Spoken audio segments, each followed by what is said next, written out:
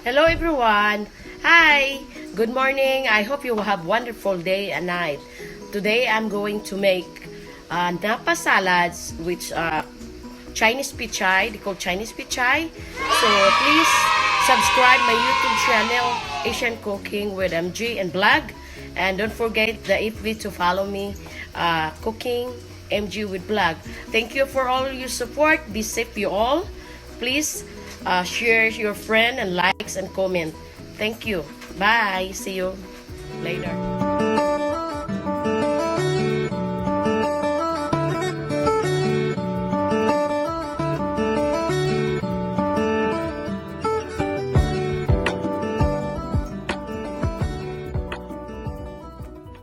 Hello guys, today I'm going to make Napa salad with a coriander. Guys, I'm going to mix Napa salad.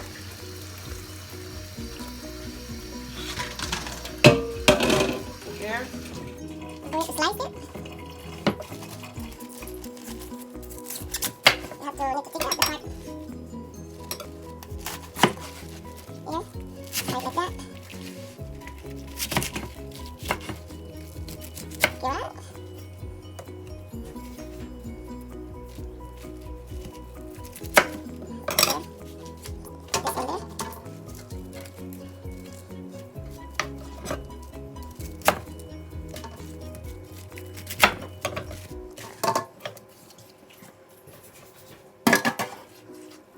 So now I'm going to really wash good.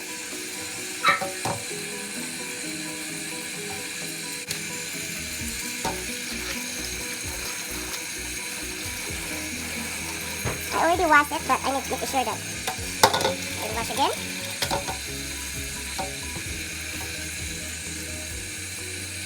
So now I'm going to cut this half.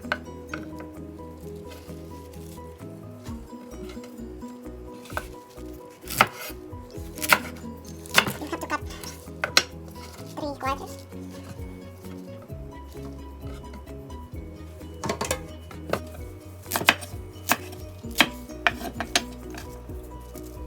So hello guys, this is clean and I cut the Napa Chinese pichay.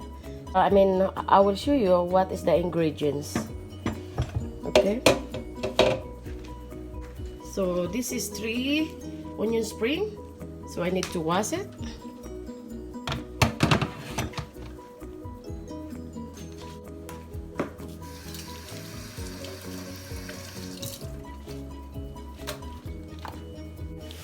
Have to cut half. 3 onion spring.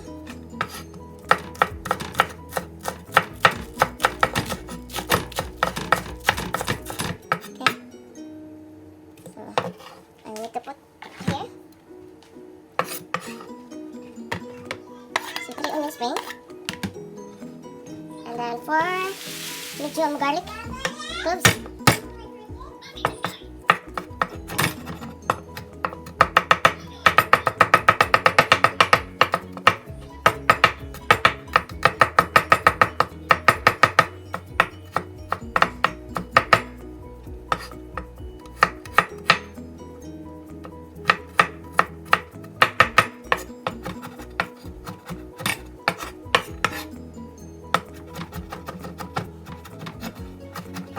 So you have to chop 4 medium garlic cubes. Chop it with the small cube. So here.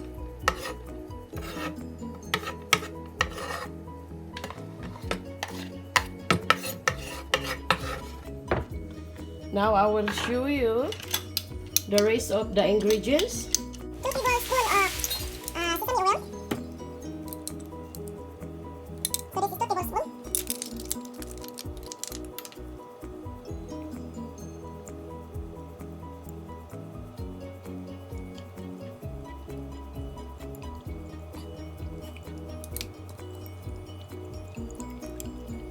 Okay, 2 tablespoons. And 2 tablespoons of fish sauce.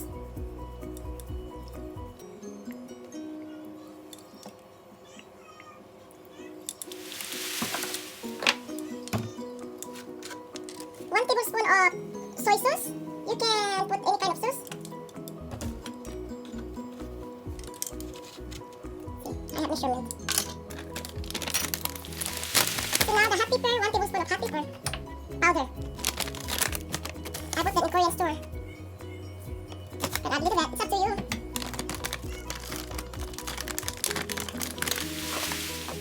And I have add 1 tablespoon of hot paste chili.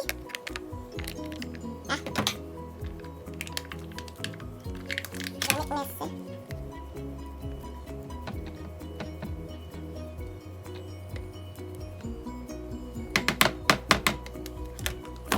Hot chili paste. I put So now 2 tablespoons of white sugar. I put 2 tablespoons.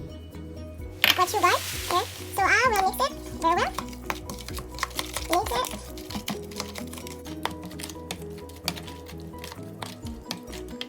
So now I'm going to put the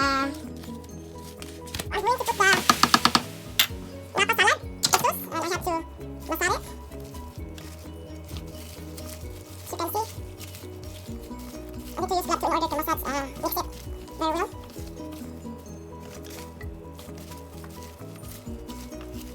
It's very good.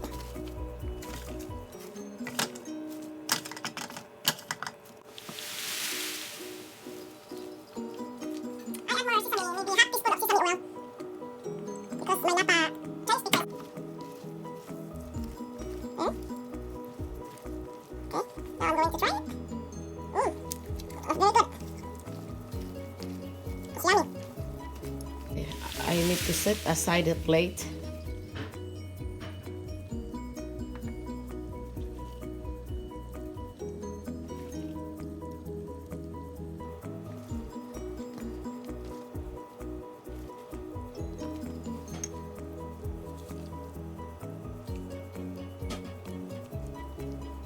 Napa salad Korea dish. So now, last but not the least, guys, not done yet. So this is a sesame seeds. You have to sprinkle the sesame seeds on the top.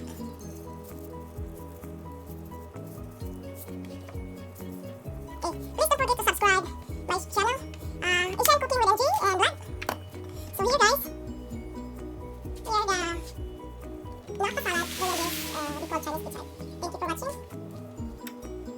I'm going to clean my dishes. Thank you for watching.